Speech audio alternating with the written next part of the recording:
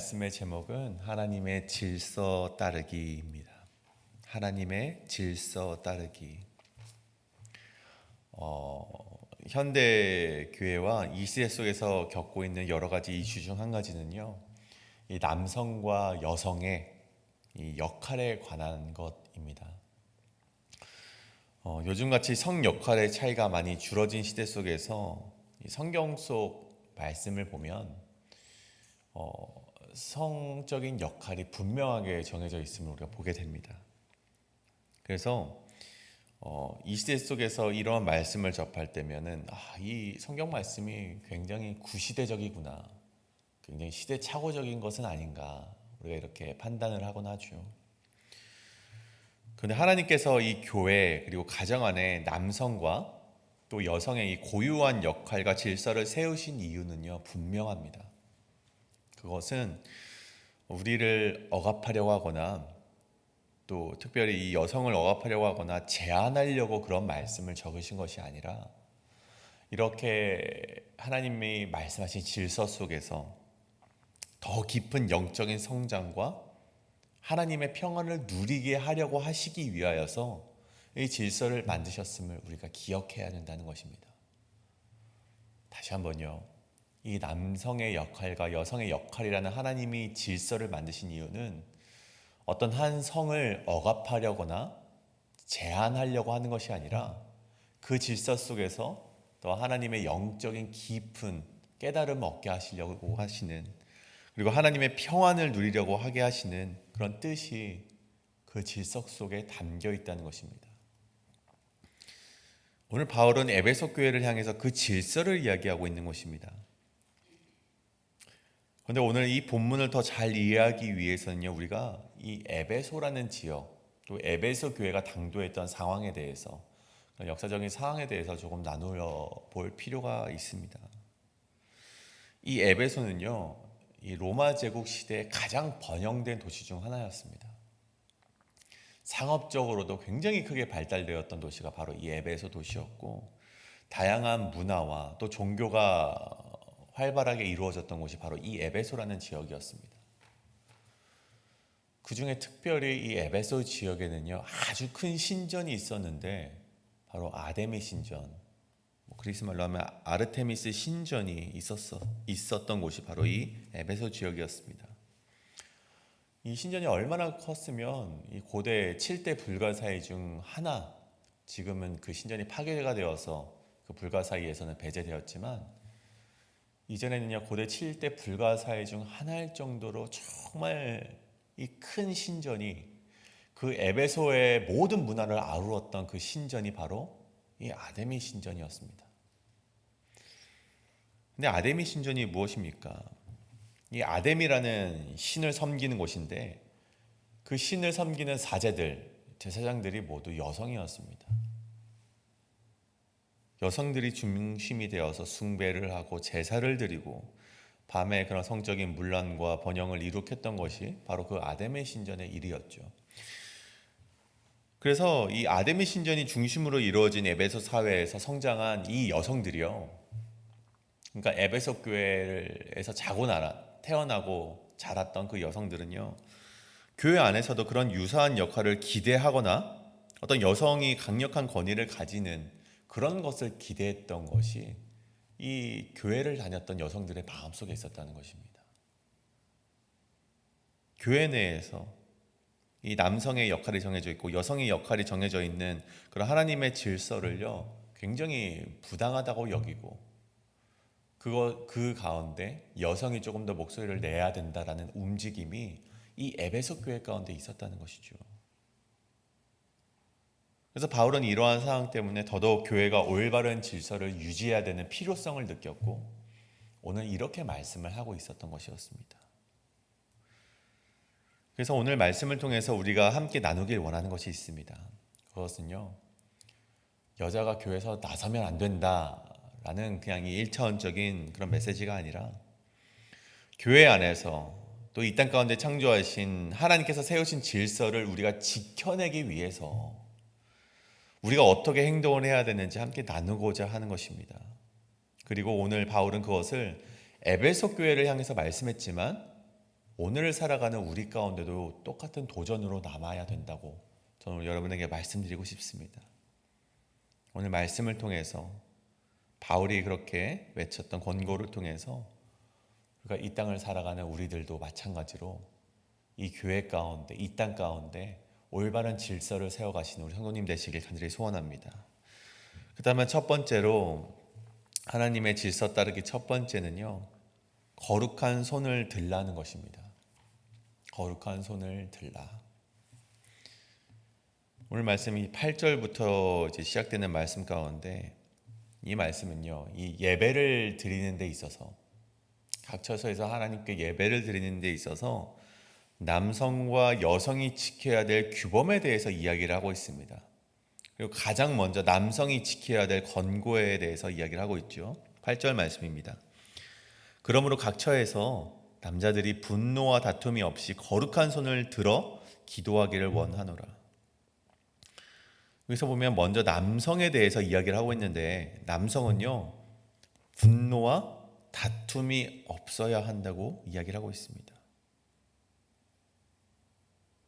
여기서 분노라는 것은 헬라어 오르게라는 단어가 사용이 되어 있는데, 이 오르게는요, 그냥 단순히 우리가 욱해서 분노하는 것보다 이 내재되어 있는 분노를 말하는 것입니다. 그러니까 내가 계속해서 가지고 있는 분노에 대해서 이야기를 하는 것이죠. 사람 내면에 자리 잡고 있는 그 지속적인 깊은 분노를 가지고 있는 것, 우리가 있지 않습니까? 우리가 왜 나의 삶을 비탄하면서 내가 살아가면서 한순간에 없어지고, 차라리 뿜어내서 없어지면 뿜어낼 텐데 뿜어내도 없어지지 않는 그런 내 깊은 마음속에 내재되어 있는 분노 가운데 우리가 예배를 드린다면 하나님께서 그 예배를 받으실 것인지 바울이 한 번 더 생각해 보라는 것이죠. 그래서 그 분노를 없애라라는 바울의 권고였다는 것이죠. 하나님을 향한 전심의 마음을 자칫 방해할 수 있는 그 분노를 내려놓으라는 것입니다. 그리고 후에 바로 나오는 다툼이라는 것도 마찬가지죠. 헬러 이 디알로기스모스라고 번역이 되어 있는 이 디알로기스모스라고 번역된 이 다툼이라는 것은요, 어떤 의심의 마음, 불화의 마음을 말하는 것입니다. 즉 타인과의 갈등이 있는 상태, 타인을 의심하는 그런 마음의 상태를 가리켜서 오늘 말하는 이 다툼, 디알로기스모스라고 하는 것입니다. 여러분 보십시오. 그런 의심의 마음을 가득한 채 우리 예배당으로 나오면 어떻게 됩니까? 계속해서 그 의심이 없어집니까? 아니요. 의심이 계속해서 새겨질 수밖에 없는 것이죠. 그런 의심의 마음을 가지고, 갈등의 마음을 가지고 예배당에 왔을 때 나와 다툰 그 어떤 성도가 예배를 드릴 때 그 예배를 드리는 모습을 보면서 쟤는 내 돈도 안 갚으면서 예배는 잘 드리네. 지는 속 편하게 예배 잘 드리네. 저렇게 죄 많은 사람이 저기서 뭐 헌금위원 해도 되는 거야? 그런 마음을 가진다면 우리가 온전한 예배를 드렸다 말할 수 있겠습니까? 즉 분노와 다툼이 있는 상태로 기도하기를 원치 않는다는 것이죠. 여러분 야고보서 1장 6절에 보면요, 이런 말씀이 있습니다. 의심하는 자는 마치 바람에 밀려 요동하는 바다 물결 같으니 이런 사람은 무엇이든지 주께 얻기를 생각하지 말라라고 되어 있습니다. 이 갈등, 나는 하나님과의 관계는 올바라, 저 사람만 갈등이 있을 뿐이야 라는 그런 마음이요, 하나님과의 관계를 망쳐버릴 수 있다는 것입니다. 근데 이걸 왜 바울이 남성들에게 분노와 다툼이 없이라는 표현을 사용했는가 하니, 이 당시에는 여전히 팽배했던 문제가 있었습니다. 이 유대교 그리스도인, 유대인 출신이었던 그리스도인들, 회심에서 왔던 그리스도인들도 있었고 헬라파 그리스도인들도 있었고, 여전히 이 에베소 교회 안에는 이방인들도 있었습니다. 그러니까 이들 가운데 해결되지 않는 그런 갈등이 여전히 존재했던 것이죠. 심지어 남성과 여성과도 대립되고 있는 이 에베소 교회 가운데 너희가 그 분노와 다툼을 버리지 않는다면 어떻게 온전하게 하나님께 그 마음을 드릴 수 있겠느냐? 예수님 말씀처럼 형제와 화해하지 않은 채 예배드리지 말라라고 말씀하셨듯이 누군가의 다툰 관계를 해결한 거룩한 손을 들어서 너희가 기도를 해야 된다라고 8절에서 이렇게 이야기를 하고 있다는 것이죠. 이 당시에는요, 많은 이들이 기도를 할 때 두 손을 높이 들고 손바닥을 하늘을 향해서 기도를 했다고 합니다. 유대인의 기도법이죠. 근데 바울이 그것을 상징적으로 이야기하는 것입니다. 우리가 하늘로 높이 손을 뻗었을 때 그 손을 바라보시는 하나님께서 그 손에 다툼이 가득하고 분노가 가득하고 여전히 해결되지 않은 의심과 불화가 있다면 하나님께서 그 기도를 받으실지 아닐지 우리가 다시 한번 생각을 해보아야 된다는 것입니다. 주일날 우리 목사님께서 무슨 말씀하셨습니까? 이 복음에 대해서 계속해서 말씀하시면서 복음이 무엇입니까?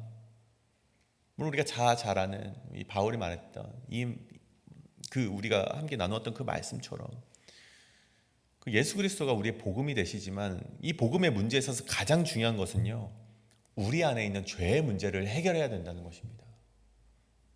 그것을 목사님께서 말씀하시지 않으셨습니까?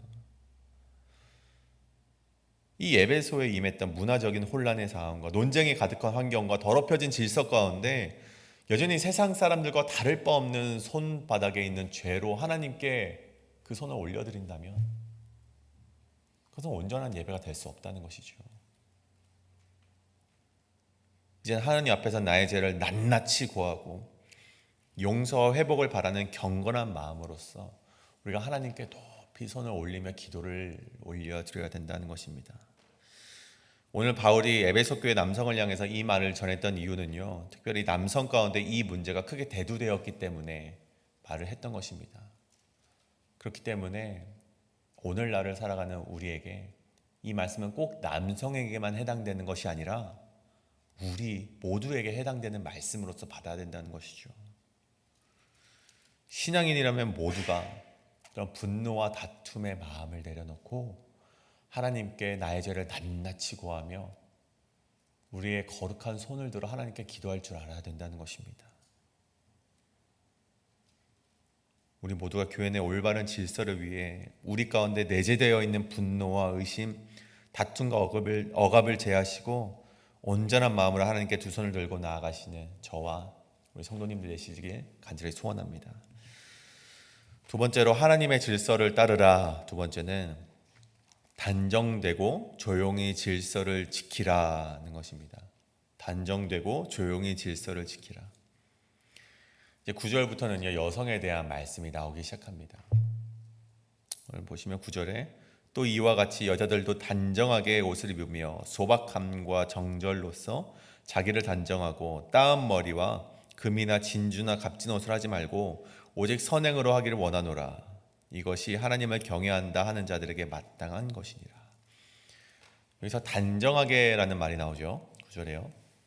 이 단어는 코스미오스라는 헬라어인데요. 이 바울이 디모데에게 보내는 서신 가운데 몇 번 사용했던 단어입니다. 코스미오스, 단정하게. 이 뜻을 조금 더 확실하게 우리가 살펴보자면 조화로운 상태, 어떤 질서가 잡힌 상태, 우리가 우주를 가리켜서 코스모스라고 하지 않습니까? 그런 질서 있는 상태, 코스미오스, 그 상태가 바로 단정하게라는 뜻입니다.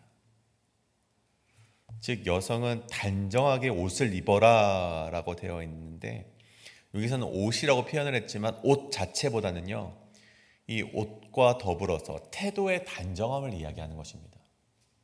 복장과 태도의 단정함인 것이죠. 그러면서 뒤에 나오는 어떤 세공품이라든가 허영이 담겨져 있는 금이나 진주, 혹은 또 이 당시에 이 따은 머리라고 되어 있는데 따은 머리가 무엇인가 하니 이 재산이 많은 사람들, 부유한 사람들이 주로 따은 머리를 하고 이 교회에 왔다고 합니다. 그런 치장된 모습만 가지고, 물론 하나님 앞으로 나올 때 그러한 우리가 단정된 우리 가장 좋은 것을 입고 나와야겠지만 여기서 말하는 것이 무엇입니까? 그런 치장된 모습만을 가지고 하나님 앞에 나오지 말고 소박함과 정절로 단정하고 오직 더 중요한 선행으로 내면을 가꾸라고 이야기를 하고 있습니다. 저는 우리 교회는 그러지 않는 것 같습니다만 작년에 제가 우연찮은 기회로 이 캘리포니아에 있는 한 교회를 가게 된 적이 있습니다. 또 아시는 우리 여성 성도가 한 분 계셔서 함께 이야기를 나누는데 저에게 그런 말씀을 좀 해주시더라고요. 교회에 가기가 굉장히 부담스럽다고 말을 하는 것이죠. 왜 교회가 부담스럽냐 물어보니까 매주 같은 옷을 입고 갈 수가 없다는 것입니다. 무슨 말씀이신지 알 거라고 생각을 합니다. 내가 지난주에 무슨 옷을 입고 왔는지 다른 여성들이 다 기억을 한다는 거예요.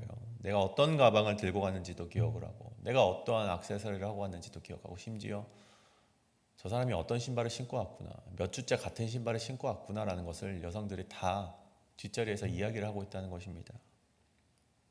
안 보는 것 같아도 다 보고 있다는 거예요. 그럼 바울은요 아마도 그러한 점을 좀 염두했던 것 같아요.